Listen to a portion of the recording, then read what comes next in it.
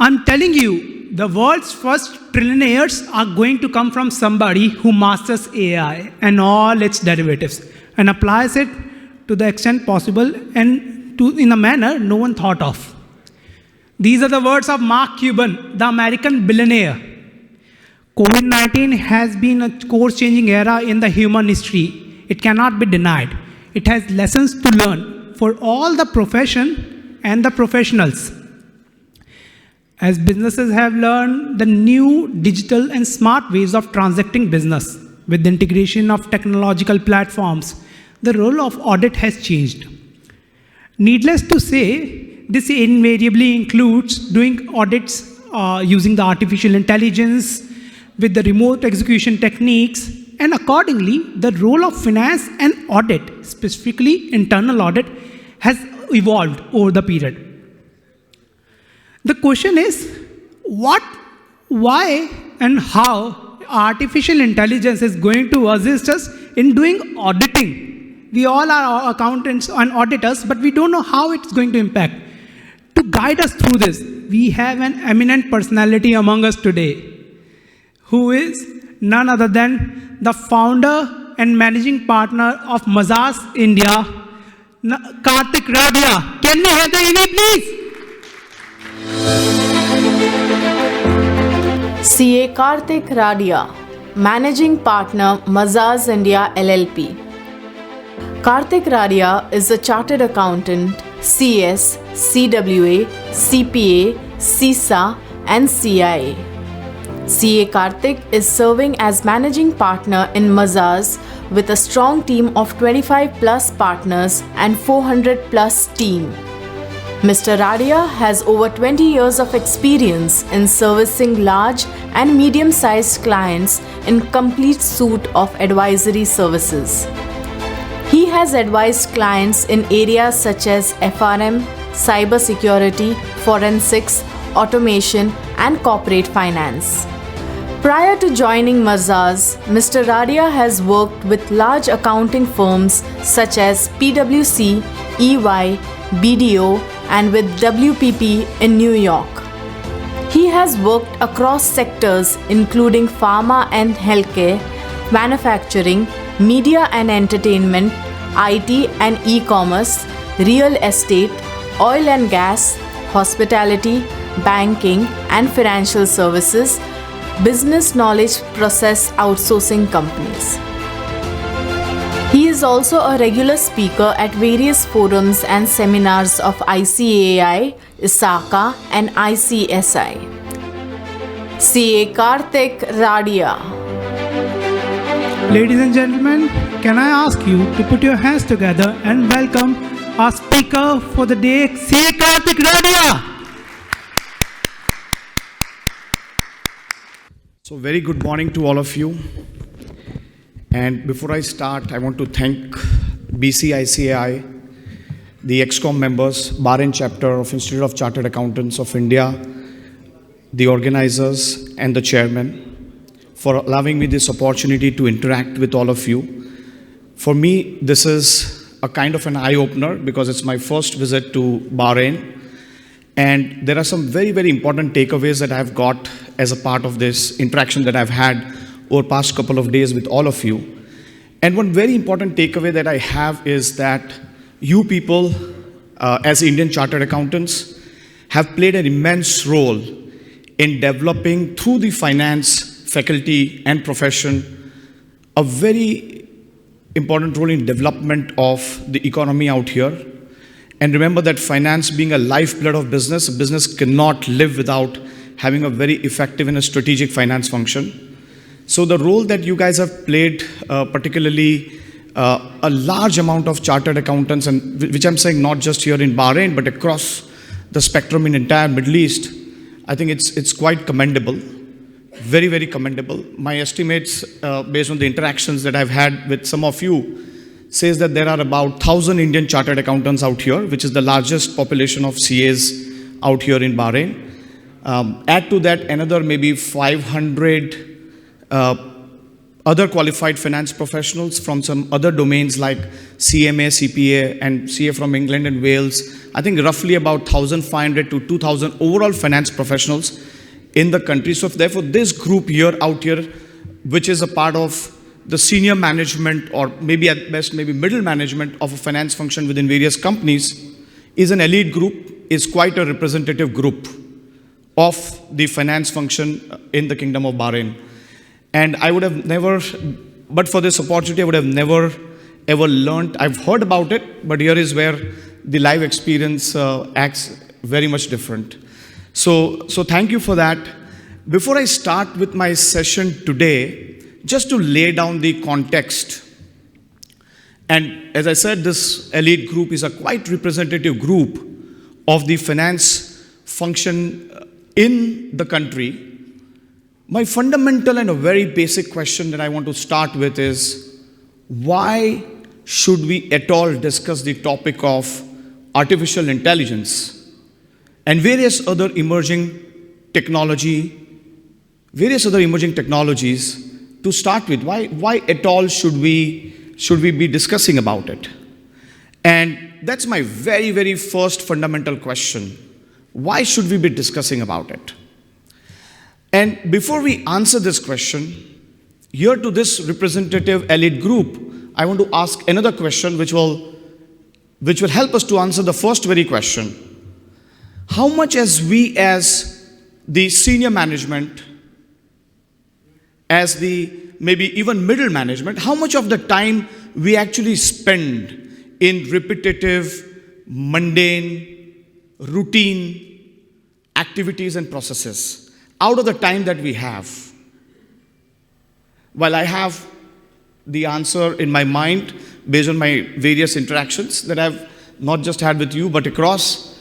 I would like to just go across and start with this very basic question. So how much, I at least need 5 or 6 answers from you people, because as I said, this is quite a representative group. So how much of the time in a company when we are performing our role as a finance function, how much of the time we as a department spend on repetitive, mundane, routine, periodic activities like compliances, like MIS preparation, like financial statement preparation, like filings, etc. How much of the time? Any thoughts? If I can just get 5 or 6 quick answers. How much of time? 75%?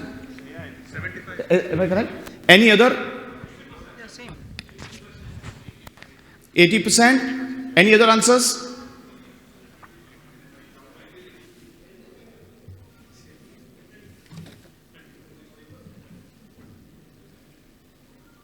Yeah? Any other answers? So I think the answer that I'm generally getting is upwards of 75%. And that is also my understanding about the time that we spend on repetitive mundane activities, right? Now, my second question, again, these both questions I'm asking to answer the first question that I had. My second question is, given an opportunity that we may be given,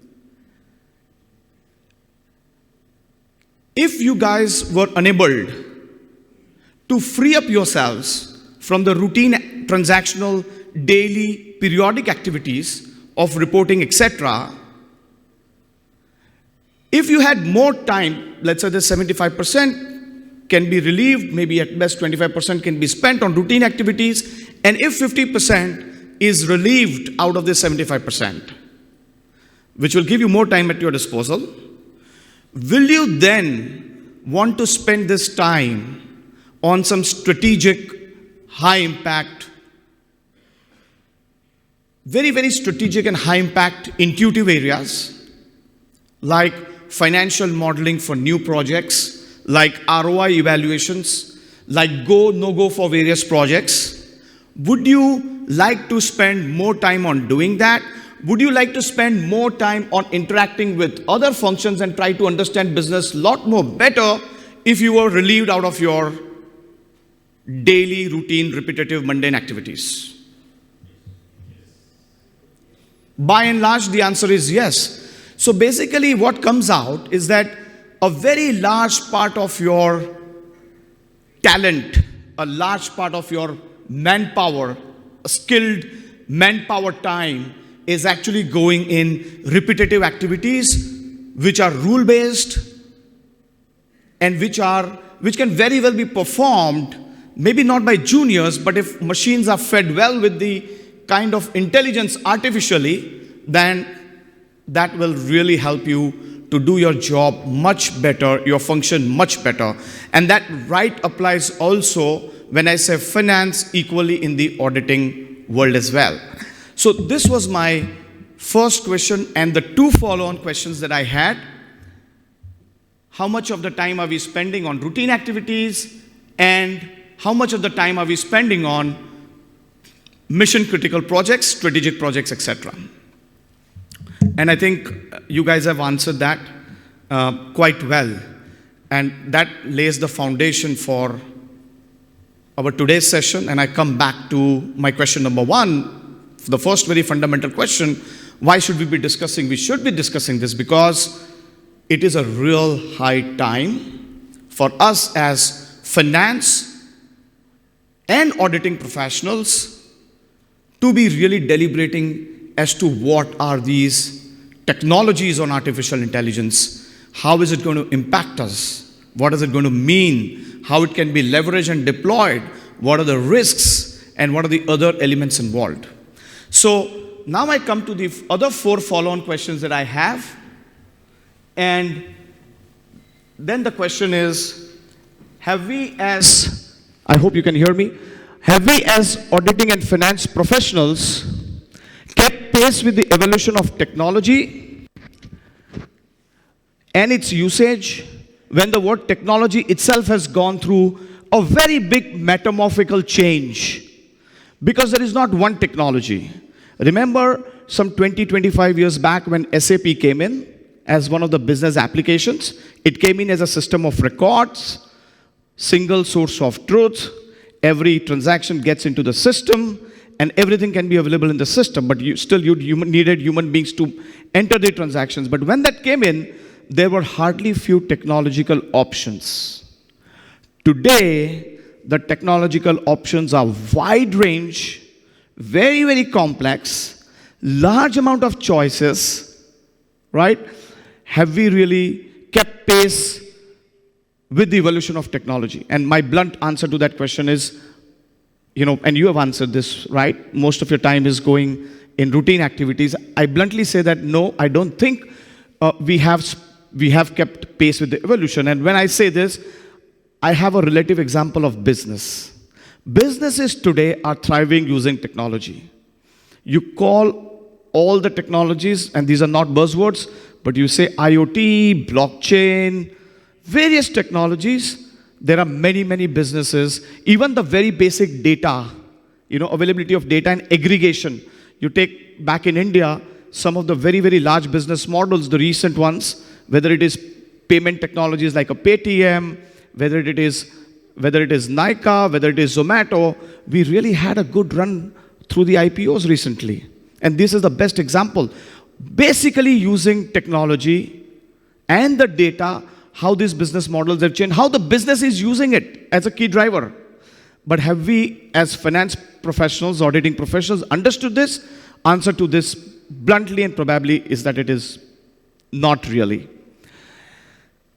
Do we adequately understand these technologies that are transforming and disrupting the businesses? Do we understand what are these technologies and what are the implications for the future? Again, I sadly say that not so much or not really. Are we adequately leveraging and utilizing AI into auditing and finance functions and processes to improve our role, quality, performance, coverage, and insights? And I want to ask you this question, are we doing that? But I can tell you, there are many progressive finance functions back home in India and across the world.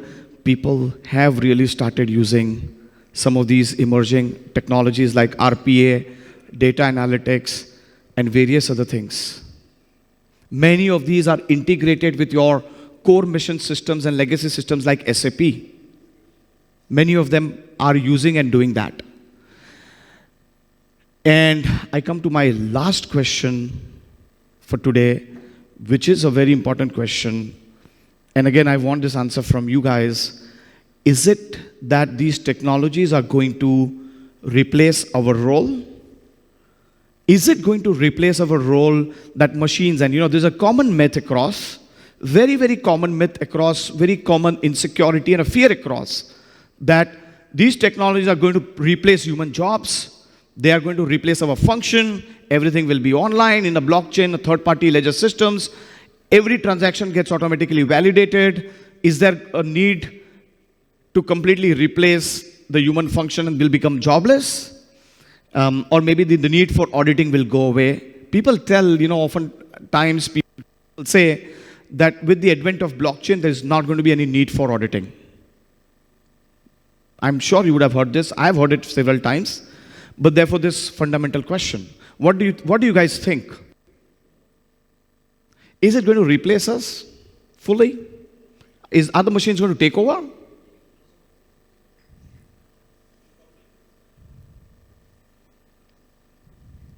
So let's go back in the era when the computerization came in. Many of you may be there in that era, like ever since 1990s when computerization first came into India. We had various public sector banks which moved on to computerization. Many people went for strikes, public sector officers, they went for strikes and they said, oh, we can't work with computerization, it's going to take away human jobs. Has that happened?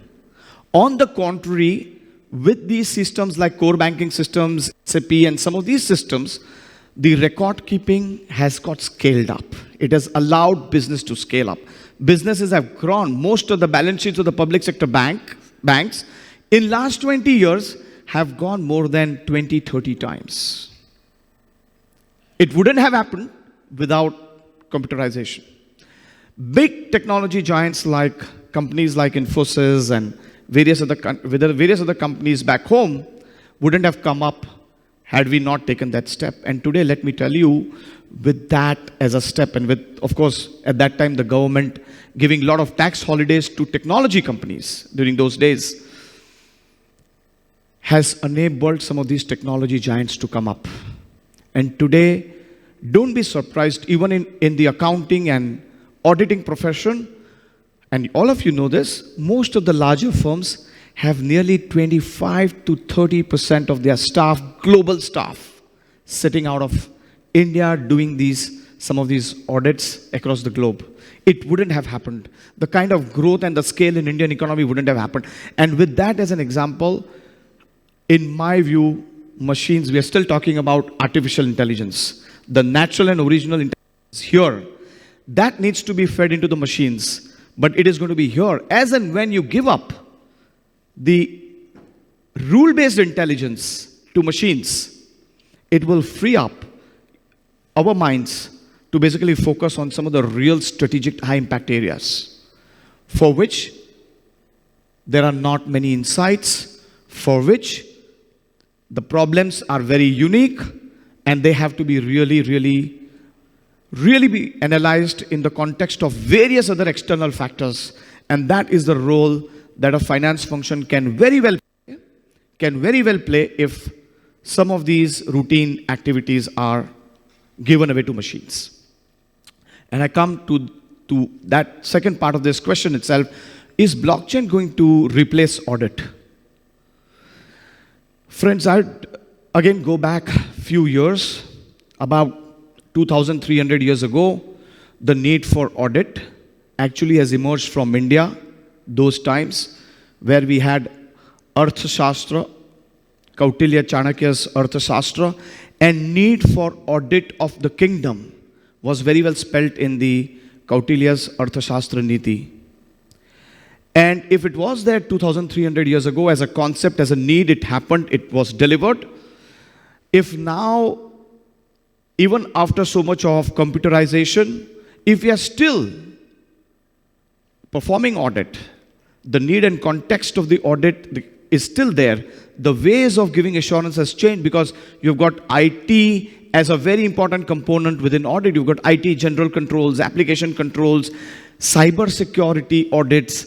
All of these have come as a very important component within audit. So the means of giving that assurance, The means of that giving that assurance is going to change rapidly. The need for an audit is not going to be given away. You will always need an independent assurance. So with that, let's just, for today's session, let's just very quickly understand that what we want to do. It's about how, why, and what about artificial intelligence in the finance and auditing professions. In short, we call it as AI in ANF. ANF stands for Auditing and Finance. Short topic. The objective of this session is to narrow down the gap that is existing today between technology and these functions. So we want to bring them a little bit closer, and let's try to do this as a part of this session by understanding a little bit more in details. So friends, I say always this, artificial intelligence is still artificial.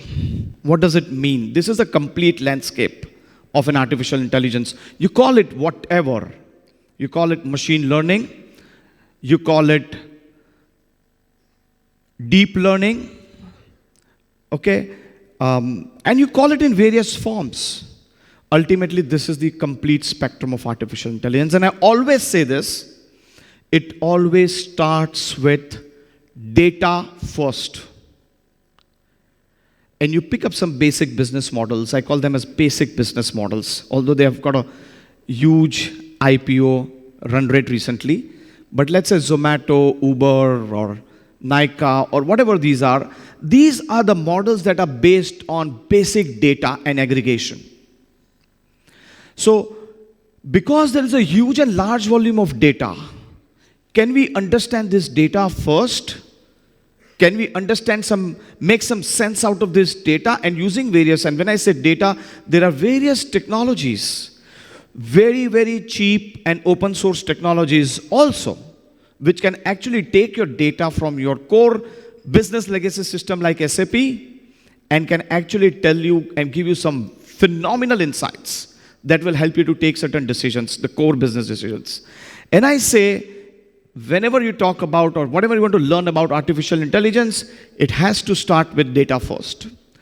So that is data first, and there are various models here. After understanding, there are predictive models, there are prescriptive models, sensitivity analysis. What if you change your price based on the data of the past? What's going to happen if you change the price? How is the revenue going to behave? How is the profit going to behave? And this can be very, very close to accurately predicted. Coal price, very simple thing. A coal price, one of the models involved coal price simulation, and just 15 years of data across India, which is available, by the way, in the portals. If you take this data, it will tell you when to order coal, when to buy coal, what prices are the right prices, when the prices are going to fall. Just 15 years of data. And let me tell you, these are actually prevailing models today. Various large companies and large business houses which uses coal, they use these kind of models today using data. So that is data first, and I call this as data analytics, machine learning. Second is natural language processing. I don't think it needs any more explanation, but the basic emails that you get, auto emailers that you get, let's say you write today to an email to Oman Air or Salam Air or Gulf Air, and based on your email, they give you a standard response. Very, very standard response after reading that. These are called natural language processors. The second layer after data first in the entire spectrum in the journey of artificial intelligence. The third one is where actually the elements of artificial intelligence takes over. Because beyond data or beyond natural language processing, here is where you are telling the computers to perform certain processes and activities. And I'm going to today, if we have time, of course, I'm going to take you through some case studies of how RPA has actually helped. So your business processes are going to be performed by machines. And what are these business processes? Today, what do you do? For example, let's say for preparing a purchase order or for closing the books, what do? You go into SAP system. I'm just giving an example of an SAP. For that matter, you take any other ERP system. You go into the system and perform certain steps, procedures, and workflow. For doing that, you have learned that, right? You have learned how to do that, and through the workflow, you do this transaction processing. Let's say a payment, let's say an invoice booking or any other kind of a transaction. That can be done by an RPA. So an RPA bot can actually log into your system, can look at which are the outstanding invoices which have to be paid, what are the credit limits, whether have you received the materials and services, and if these payments are due, are there enough bank balances? Can we process it? And it will go and do the processing. That is an artificial intelligence through an RPA. The first very element. And when I say this, first very element in artificial intelligence, and when I say this, this is for business processes that we all out here need to understand. Outside of this, RPA performs surgeries, RPAs perform driving of cars, robots perform even cleaning exercises, and through the drones they can also move and travel. So RPA for business processes is what we are talking about. And there are also examples of industrial bots on manufacturing systems, but those are also the examples of RPA. So that is RPA. Friends, let me tell you that today RPA has gone to a level because when you were human beings, you had to go into the system and follow the set process. Why? Because you don't know database language. You are not a technical person. You had to log in through the database. Every entry that you make in the system goes out and sits into the database. Let's say SAP S/4HANA. HANA is the SAP database. Everything will sit within the database. Every accounting entry, every transactional entry will sit into the system. But you can't directly touch the database, and therefore you have to move through the application, set process and set workflow. That's a process-oriented exercise. In an RPA, which can do that by logging into the system, there is a belief that is emerging that the legacy systems can easily be replaced using an RPA. Because what is you using SAP are actually writing entries into the database. If RPA can understand what you want to do and the transaction is appropriate, and RPA can itself go and write the transaction to database, then you don't need business applications. That is one very important emerging view that is coming up. Presently, people are using RPA on the top of business applications. But a view that is emerging is that it also has a potential as we go to replace processes, to replace your core legacy applications. Now, where is a need for replacement? The need for replacement comes because the original thinking is let's follow step-by-step process and a workflow. That over a period has become, because as the processes have become complex and more complex, the business process experience has undermined. The business experience has gone down. People are not enjoying the experience of a business process, a very bureaucratic step-by-step business process. And therefore, a thinking that is emerging is, let RPA do all that processing. Just tell RPA to do what needs to be done, how it needs to be done, it will do it. You don't spend your human talent on doing some of these activities, and you don't spend on the business applications. And this can very well be done. Let me tell you, technically it can very well be done. How it will evolve, we have to see this. So that is RPA. The fourth in the order is conversational artificial intelligence. It sounds like real buzzword, sounds like very fancy, but let me tell you, it's something very basic. Like we have a process RPA bot, we have something like a chat bot that can actually work alongside human beings. It can understand speech, it can understand vision, and it will help you to work alongside machines to give you that experience. Basically, it's a experience building exercise. And earlier we had the systems like IVR, something on the phones, the machine used to respond to you. This is just an extension of that. To basically, if you were to speak to a bank, and it will tell you exactly on your credit card details, it will tell you what has happened in the past, how much of your expenses are going to become due, when is your next insurance premium going to become due. If you are an insurance customer, it will tell you on the interactive device, it will tell you, how various changes, either on the day, age, or amount of coverage, how would your premium change, etc. Everything on a very, very interactive mode, and that is conversational artificial intelligence. Typically, it is a very self-learning exercise. It will continuously build on what learning it has already got. There is a business case here to replace thousands of your call center employees. And why there is this business case? Because A, you are standardizing the response. Thousands of workforce on a call center cannot give a standard response, ever. Irrespective of the amount of training that you are going to give, people are going to change, there is going to be attrition, and you're not going to give the customers that experience through these such huge customer force. And one chatbot can help you replace thousands of workers and give much better experience of response, much accurate and much standardized.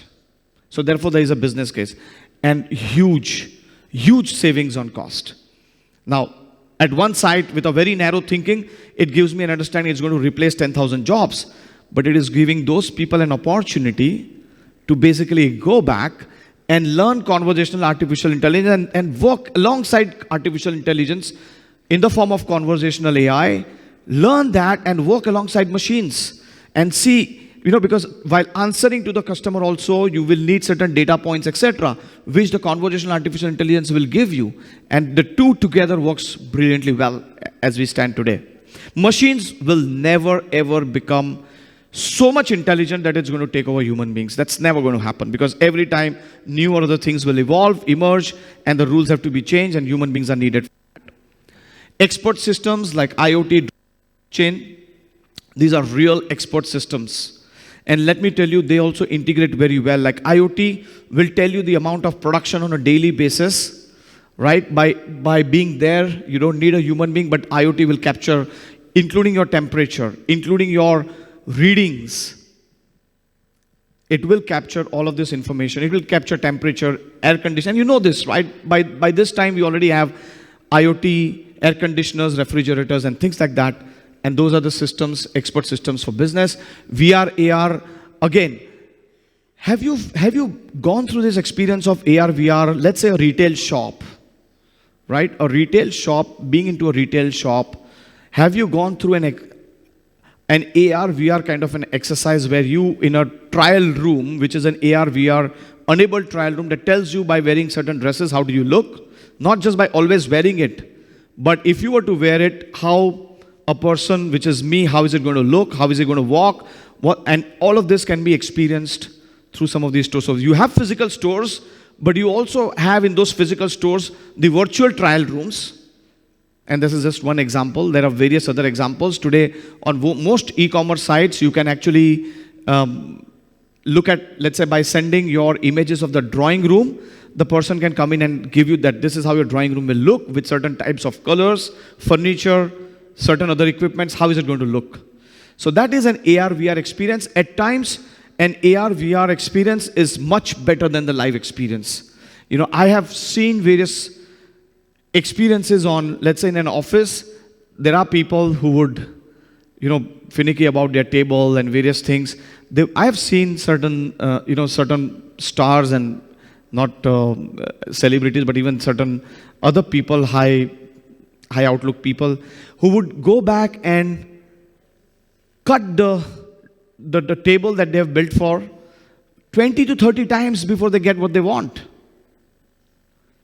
None of this is needed actually if you have an AR, VR, 3D kind of a tool that will help you to take that decision. Now, therefore, with this kind of artificial intelligence and the landscape that is there, what is the role for a finance function?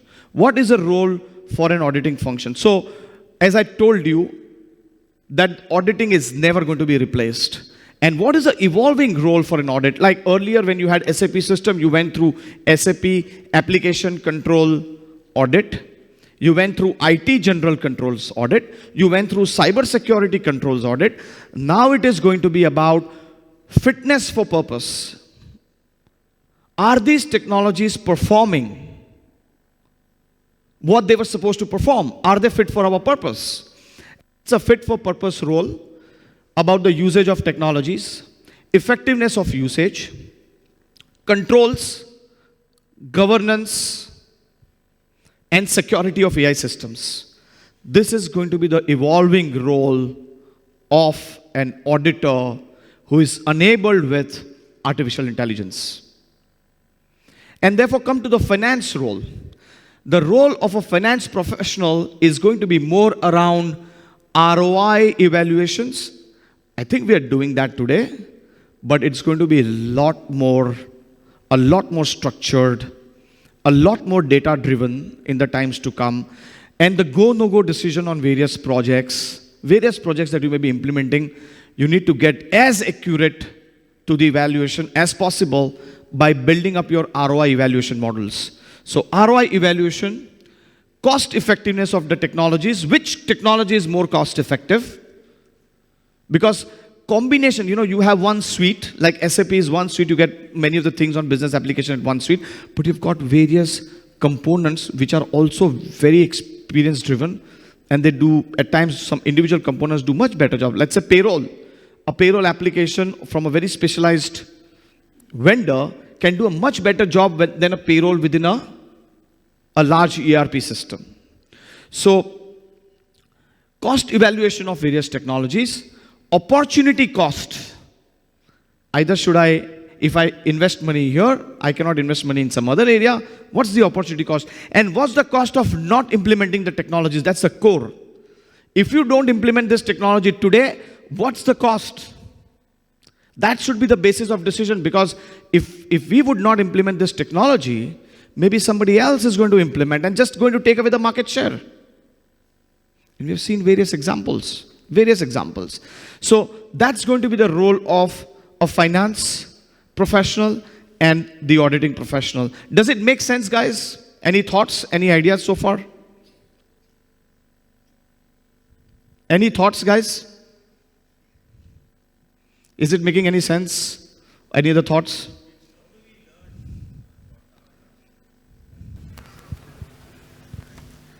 We will definitely cover some elements, but I'm sure the whole thing cannot be learned in a 1 hour session. But yes, there are some very beautiful, important courses on data analytics, on RPA. A lot of times, have you guys heard about a no-code platform? Anybody who has heard about no-code or a low-code platform? Do you know that there are small kids out there who are made to learn, that Whitehead Junior coding platforms, kids are made to code. Yeah. At our levels, one of the very much emerging things is low-code platforms, means you can write a code. Let's say your email systems, you've got 500. I get more than 500, 600 emails a day. I can't respond to every email. And for responding to email, there are some standard responses, and basically if you feed rules, it will do things automatically. So, if I can write code for myself, and you guys can write a code for yourself, low-code platforms means you just have to tell the system in various forms. They're not very heavy program coding languages, even at times by even conversing through speech, the codes can be written. And some of these capable and competent bots are there, which are in the form of low-code platforms, but I will address that. I can share that also, how to learn about this. Any other thoughts, guys, that you have so far? Yes. Hello. Can I ask one question? Okay. When it comes to preparing the financial statements, I don't know how mature artificial intelligence is so far, because we've been dealing with many of technology companies.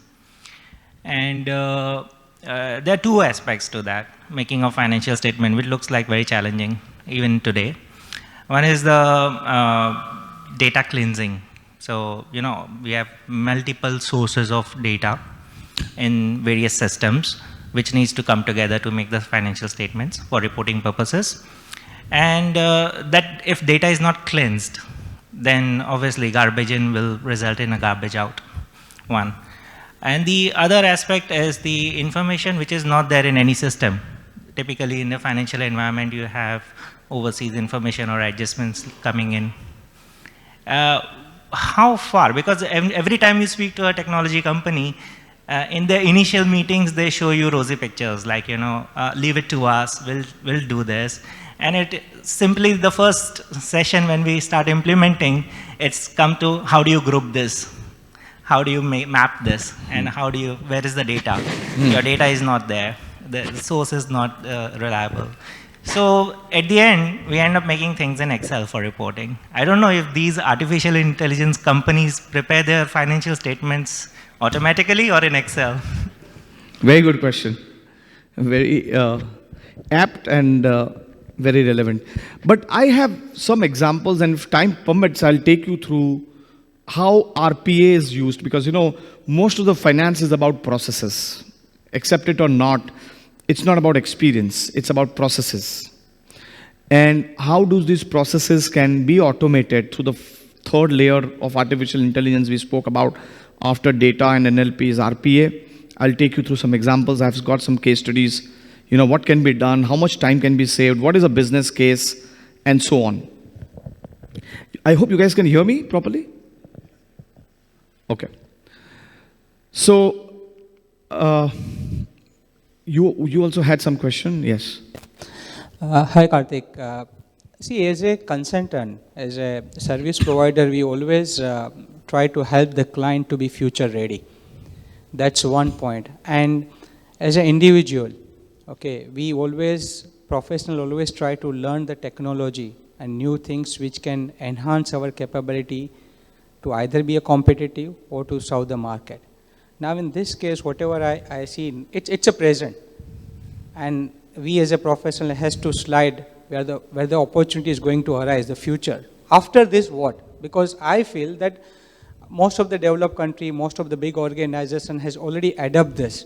And those who have not adopted AI, machine learning, robotics, I think they are a little bit lagging behind.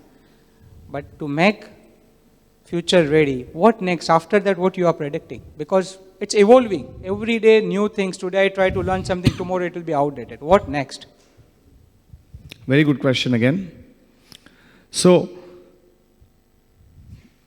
this is the landscape. I slightly disagree with you that most businesses have adopted it. My sense is even most progressive organizations with a $2, $3, $4, $5 billion.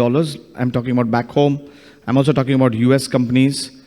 And I'm not talking about some of the very large giants like Microsoft, Google, Apple, and those kind of companies. But most of the other larger companies, the implementation rate of AI, my sense is it's not more than 5%. Average. In India, back home, we having taken up some enterprise projects and having dealt with, I'm going to take you through some case studies of some manufacturing companies. Our sense tells us people are still grappling with the basic SAP system and getting things in order. Leave aside the artificial intelligence. And yes, people have bought 2 or 3 bots to start with. Let's see how does it work. And these bots, they work 24/7, 366 days. So they have loaded a lot of things. They've got a lot of things done out of the bots. Even there are OCRs, etc. that have been bought. So your general invoicing, hard copy invoicing, that can also be captured by the machine and read by the machine through OCR and IQ bot, as we call it. So some of those things are being done, but very nascent, not more than 5% at the general level. Not more than 5% is my understanding. So in my view, it's going to be first implementing some of these things. Like IoT is not fully out there. It's not even 2%. It's not even 1% IoT today. Blockchain, I don't see that operating on the ground. Very soon it is going to come, but I don't see it coming on the ground as fast. It'll take another 3 or 4, 5 years to do that, because you also need skilled people to adapt that. And again, by the way, very big demand therefore for skilled force who can understand business and who can understand technology. Very huge demand for such people. But after this, to be honest, it's going to go more and more into technology usage. We don't know where it's going to take. Maybe the whole spectrum is going to change to somewhat different. Presently, it's talking about business processes, etc. It's going to shift towards, as I said, AR, VR. It's going to shift towards experience building. What next also is, after you guys have given your repetitive activities as finance professionals, you would understand business much better. How a human capital function is functioning. How a production manufacturing system is functioning. What are the other key important elements within a production system that can be done, and how a finance function can very well be integrated within a production system. I think integration of technologies, and that's going to come up by the way, integration of technologies and integration of functions, and one of the roadmap I will show is going to be the key after that.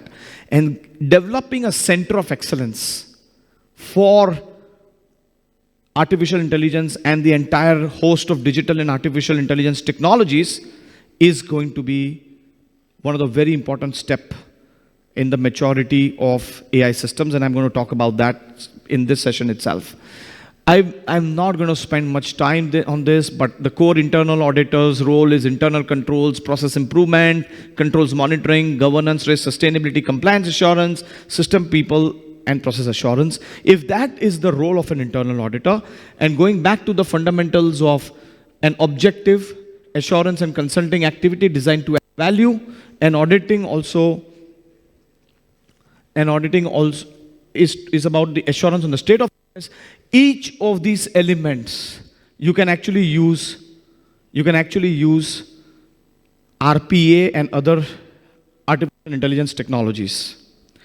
Same is with the finance functions, financial governance, reporting, tax filing, transaction processing, all of these areas, you can actually use artificial intelligence in the entire spectrum. Again, I'm not going to spend much time because I think we've got a clear message that there's only 5 to 10 minutes pending. There is a business case for AI in business and AI in ANF. Very quickly, it transcends human limitations. I just give one example. Today, we have in our course in relational analytics, we have understood 2 or maximum 3 dimensions. X plus Y is equal to so, X plus Y is equal to 2X plus 3Y is equal to so much. So therefore, those simultaneous equations and linear programming, at best we have gone to 3 dimensions, X plus Y plus Z. I don't think human mind can actually take up beyond 3 dimensions. I don't think we have got the human capability to do that. And machines can actually study thousands of variables at one go. And how your output or how the ultimate outcome is going to depend on various variables is what the transcending of human limitations is going to help us. And I don't think anything else need explanation. I want to say just that these are the myths. These two are the actual challenges. Integration of technologies and limited skill sets, because we don't have enough skill sets. Actually, irrespective of the amount of production, India produces largest technology professionals in AI and various domains, but it's still limited to what is needed in the world. Everything else is just a myth. Everything else is a myth. So it's wrong that it's going to lack human touch. It is going to give you immense amount of human touch. Conversational artificial intelligence, along with human beings together, can give you very good experience. Much better than what a human being in a call center can give you. Again, I'm not going to spend much time, but here I've said that actually this is being used. Drones for, I have traveled in my early days, back 20 years ago, almost 20 hours using couple of flights to reach to a plant location in Tuticorin. A part was in train, there were 2 flights. There was no direct flight from Mumbai to Madurai. Mumbai to Chennai, Chennai to Madurai, and from Madurai train to Tuticorin. It took us 22 hours to reach, always. And what did we do? We went to just take a dip measurement, physical verification. What is the quantity? Heap measurement. And that too was just by way of estimation. Today the drones can actually go and take the exact conical measurement and tell you that what's the possible estimate of the materials lying. So that's physical verification where it can be used. RPA I'm going to talk about a little bit. Conversational I have spoken. Data I have spoken. This is the future that you were asking about. Data first, process transformation second, integrate functions. Today the functions have become isolated. The HC guy comes and tells, I give everything to my team. I don't take decisions. Everything is decentralized. Finance function will come and say, no, I keep everything to myself. I'm going to be approving almost every expense in my function. These two are different functions. They come from different backgrounds. Life in a company is not more than 5 to 6 years. So therefore they keep people, talent also keep changing the company. And how do we integrate with a common theme? So that is integration of functions. Integration of technologies, because these technologies are so different and complex. How do they talk to each other? How do they talk to each other? And last is AI COE. You need to have one body, which is Center of Excellence, which need to evaluate all the projects, all implications, and I strongly recommend that both the audit leadership team and the finance leadership team should be a part of this AI COE to play their different roles. So internal audit as a security, governance, controls champion, and finance as an ROI and financial reporting champion. So I just will take, if I have another 2 or 3 minutes, 2-3 minutes, if you can load the other presentation on RPA to answer his question on how it is actually being used, whether it is used, etc. Can you go next, please, quickly? Sorry.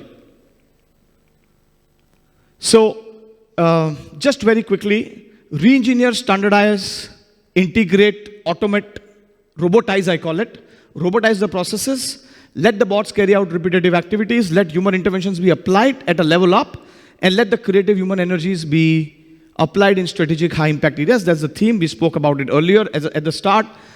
The myth is that it's an expensive proposition, there's lack of human touch, and machines will take away human. These are all myths. And what is the real benefit? You have a common organizational theme when you get a chance through implementing an RPA. RPA is one such example I wanted to give you. In artificial intelligence, there's a common organizational theme across all processes. It gives you that opportunity for the functions which have evolved in a very, very siloed manner. Integrate processes, integrate technologies, and I'll just quickly come to the economic value proposition. And just to answer your point, license cost plus the implementation cost, the first year, because in the first year you're going to spend for license, and you're also going to spend for implementation. You have to configure bots, right? To do that, the cost that is involved is much lesser than the cost that you're going to save. Means there is a benefit from the year one itself. Come year two, you don't have to spend the implementation cost, but you have to spend the maintenance cost. And this, our experience tells us it's less than 40% of the cost. 40% of the cost saved. Whatever savings you're doing, you're only going to spend less than 40% from the year two onwards. And therefore, there's a very solid economic value proposition. And intangibly is going to give you process objectivity, common organizational theme, overcoming silos, integration of functions. Also, ISO, QMS, CMM, all of these are naturally taken care of in an RPA. I want to very quickly show you. These are some examples. While we don't have much time, let me tell you, even processes like pharmacovigilance in a pharmaceutical company, a research and development and a pharmaco is a very, very complex, very, very knowledge-based process. Even in that function, we were able to automate 60% of their activities. So I'll just give you one example of a credit limit updation. So let's say in a multi-manufacturing, multi-plant company, which is manufacturing, let's say cement, and there's a credit limit process. So spokes from all over India will upload the credit limit update request via a portal. The bot would download various reports from SAP, validate the customer eligibility, credibility track record as per organization's policy, send to the eligible approver, take that approval, upload it in SAP. That is what a bot will do. What has happened because of that? Reduction of 70% of the time of 70% of the people are freed from this activity. There is a near about timely payments that is happening, timely compliances, And the proposition is here. The 50-minute time a person is going to spend now 6 to 7 minutes and 21 man days of saving for one payment cycle. So like this, of course, I'm leaving this presentation behind, but for various processes like critical vendors, various other processes like sales orders, we have basically gone in and given even the financial shared service process that you spoke about, financial statements, how does it actually work? So many man days savings, so many regions covered, and all of these are covered as a part of this business case. So I will leave this behind. If you guys have any further questions, happy to answer. There are various live courses that can be done on this, and including the low-code, no-code platforms. I would strongly encourage that some of these can be studied. And let me tell you, back home, most of the companies are actually implementing, starting with at least 1 or 2 of these licenses and at least seeing and experimenting and doing trial and error. I would highly recommend at least some amount of trial and errors being done by you guys in your respective functions so that some of these potential can be really explored. Thank you so much.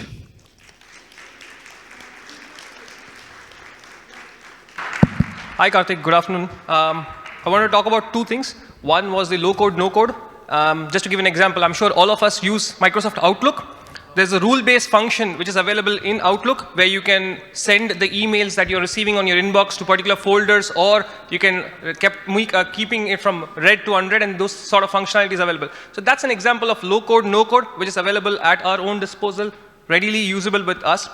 The other question that I want to touch point, this was a statement that I wanted to make. The question that I want to ask you, Karthik, is when you mentioned about AI having the ability to look at more than 3 dimensions, the initial training portion or the machine learning part of an AI system will require human beings to train it, because only then it starts building on the neural network so that it becomes able to take decisions based on the repetitive decisions being trained to it in the first instance. So in that case, again, a human being is necessary for training the AI bot. Feeding the rules in a machine. Yes, the rules. So in which case, don't you think there's going to be a challenge, because very few people across the globe would have the vision or the ability to look at those sort of technologies? Because right now, not everybody even understands the concept that you mentioned about 2-dimensional and 3-dimensional, let alone train a system in that regard. Thank you for that. Should I answer that very quickly? So there are 3 types of professionals in technology. There are developers, there are solution architects who are above developers, who understand business much better than developers. Developers only understand code. So developers, the solution architect, overall who would architect a solution, and third is business analyst. Business analyst also understands technology but doesn't understand the coding to the last. Solution architect understands both. And these guys, the business analyst will basically document what is the business expectation. Solution architect will architect a solution and developer will go out and develop it. Let me tell you, most of the most complex solution, all these business models that have evolved of Zomato, and I keep taking those examples, even a Google map, okay? Some of these examples that have evolved, that shows us a lot of intelligence that has gone into that system. How has that gone? Virtually, the most complex systems can be programmed. Remember, if all that you have here can be fed into the machines artificially, machines can do most of the things that can relieve you. I come back to that statement of mine. But it is very, very possible to do that. Hello. Yes. Hello, Karthik. You've been through, I guess, a number of areas in terms of financial statement preparation, I guess the artificial intelligence. My question is from the practical experience perspective. How long, or perhaps, how many years we like to see that one system provider, let's say Oracle, would come back and, these are the system changes, we will offer you the artificial intelligence, RPAs, and everything else. Because, as you said, like 5% of probably the financial institutions have only adopted this. When do we see it's happening, one-stop solution? I think it's going to, from now till next 3 or 4 years, I see a very big change. At least with my experience in India, it tells me that nearly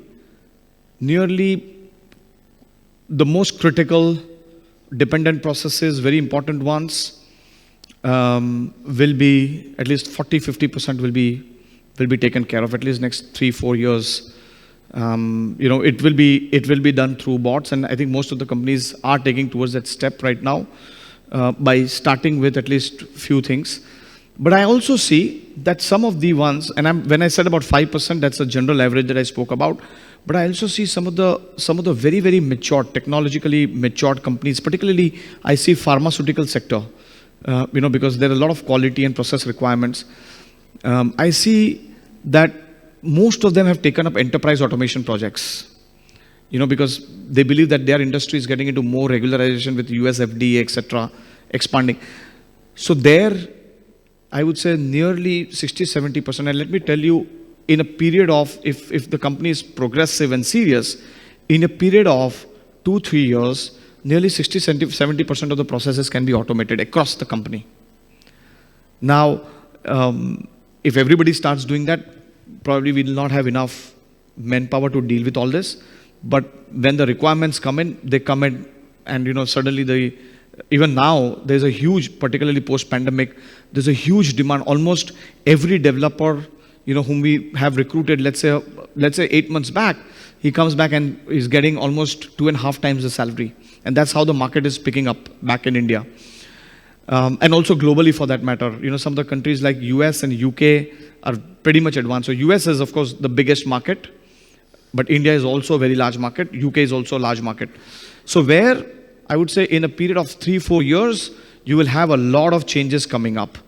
In pharma and some of the other regulated industries, including financial services, some of these, I believe it's going to be, in next 3-4 years, they're going to automate nearly 60-70% of the processes from a process standpoint. And of course, experiences and all of these are ever evolving, experience building, and therefore new things are going to keep coming. It is never going to stop at a given phase that, okay, fine, we've implemented the project. Every time in technology, once you've developed something, something else is going to come up and emerge. So, I hope I've tried to answer. Thank you so much. And I really feel very happy interacting with all of you, and I really believe that we'll get some more opportunities in the future, of course, subject to pandemic, to come down and interact with you guys. Thank you so much. Good afternoon, gentlemen and all the ladies. So, CA Karthik Radia, you aptly started by bringing out our reservations which we had that AI will replace the auditing and blockchain technology may alter the requirements of getting the audits done. But with the spectrum of all the AI possibilities and the related tools you took us through, it helped us recall one important thing. In the middle of difficulties lies the opportunity. So I think this is the opportunity which we can take, and instead of getting afraid of the AI, it's time to reskill us. And in your words, I think it's time to level up. So without further ado, we'll close the session here, but with the most important thing. I'll request our immediate past chairperson, CA Ajay Kumar Chetuvatti, to come on dais and present a memento to our speaker for his valuable contribution today.